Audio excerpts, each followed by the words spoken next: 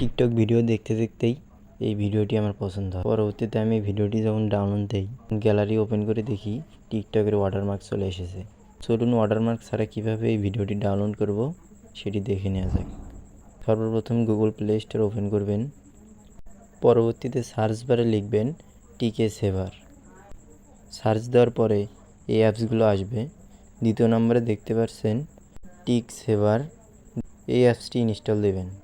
আমার যেহেতু ইনস্টল দেওয়া আছে সেহেতু ওপেন দেখাচ্ছে। ওপেন করার পর কিছু পারমিশন চাবে, পারমিশনগুলো অ্যালাউ করে দেবেন। তারপরে চলে আসবেন টিকটক অ্যাপসে।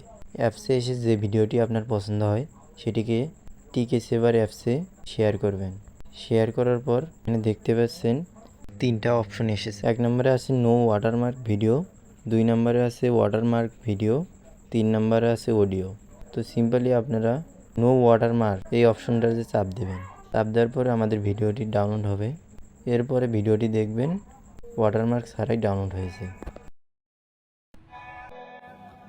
তারপর আমি ভুলেই গেলাম